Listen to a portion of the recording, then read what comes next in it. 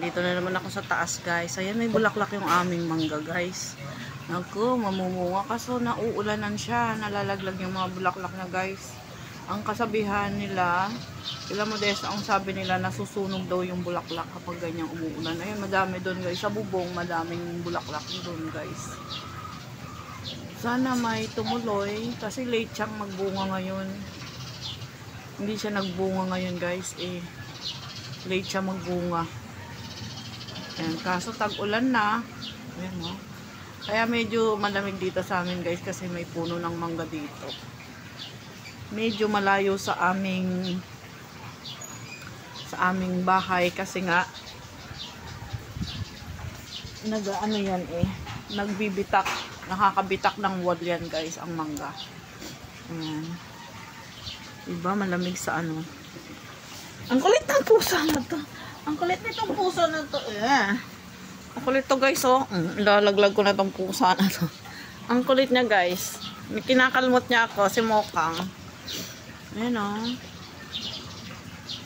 Yung dati po, meron kami dyang mangga sa creek. Dalawa. Ay, 3 puno. Napakadaming mamunga po nun. Naalala ko yun, Pinamimigay lang po yun ni Modesto sa office. Sinusungkit niya yun. Tapos nang nagtayo na dito, medyo lumiit na yung creek, kaya pinutol niya. Kaya nagbili ako ng puno ng mangga. Tinanim ko dito. So ilang taon lang, parang ilang taon lang siya, nagbunga na din siya. Ayan. So gusto ko talaga may puno, yung hindi ako nang hihingi. Mas gusto ko yung may puno at ako yung gustong mamimigay. Ayan. Ayan, guys, so may mga bulaklak na siya doon, oh. Ayan. Dati sawa-sawa po kami at yung aming mga neighbors dito. Sawa-sawa. Ang kulit ng pusa na to, guys. Ang kulit ni Mokang. Hi, Mokang. Kulit-kulit po niya. Nangangalmot siya, guys. Ito po si Mokang, kapatid ni Tanggol. Pagmumuta ikaw, baby.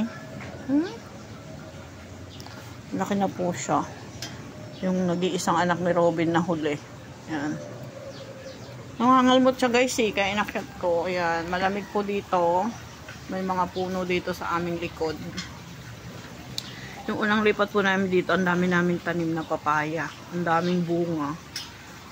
Kaya lang, yung bandang huli na, hindi na siya, nangamatay na siya, guys, at hindi na kami nakakabuhay.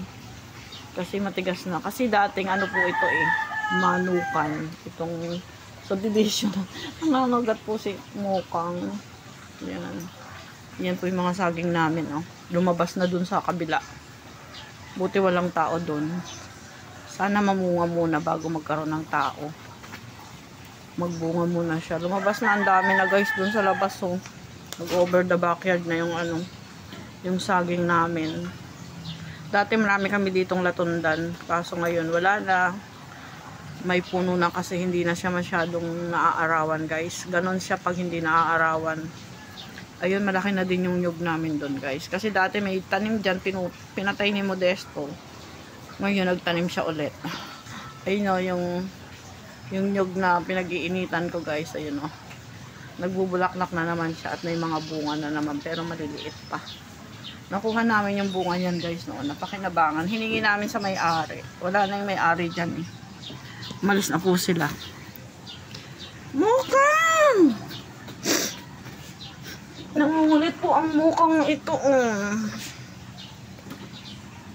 Ayan, may mga puno kami dyan. May mga bunga yung aming guyabano kasi hindi po siya tumutuloy.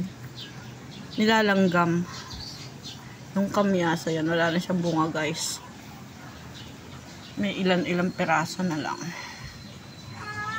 Ayan, dami kami dahon dyan, Pag magbukbang kami, budol fight, meron kaming dahon. Nung meron kaming saging sa labas, doon sa labas ng gate, ang dami pong humihingi kaso nauubos yung dahon. Di hindi na magbubunga kapag may nauubos yung dahon. Ayan.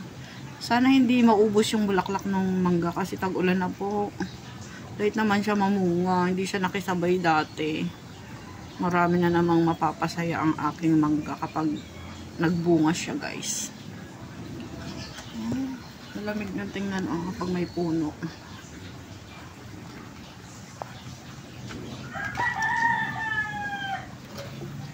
Dito ako sa terrace. Ayun, guys, yung sampayan ko dito. May sampayan ako dito, eh. Napatuluan. Ayun, nakasampay na yung aking mga sampayin. Ayun, pinapainitan ko siya, guys. Para maitupi na. Ayan. Ang aking sampay. Inaagad ko ang labahin ko. Mainit siya, eh, oh. Tapos may puno pa dito, guys, sa tabi namin. Tinanim yung Modesta. Hindi ko alam kung anong puno ito, eh. Pinang ano nyo dun sa Kenya, lilim. Sana yung tinanim na lang yung napapakinabangan, guys, yung may bunga. Kasi dati mayroong kami dyang avocado. Malalaki po siya mamunga. Ang kaso naman, pinaglihian. Lumiit po yung bunga. Tapos, bumara dun sa tubo ng tubig. So, nagpahukay kami ulit, guys. Nagpalit kami ng tubo kasi bumabara. Nasa amin yung bara. Nagpalit kami ng tubo. Ayan. Mahilig kami magtanim, guys. Ayan yung pusa, oh. Pukulit ng mga pusa ako. Tumutulay. Umaakit siya doon, guys. Maakit sila dyan sa hagdanan na hanggang bubong. Ang taas po ng bubong na yan. Parang pan third floor na. Ayan. Maakit sila doon, naghahabulan sila doon. Ayan, makalit po to si Sky, eh. Thank you for watching, guys. Wala nang ma-i-video.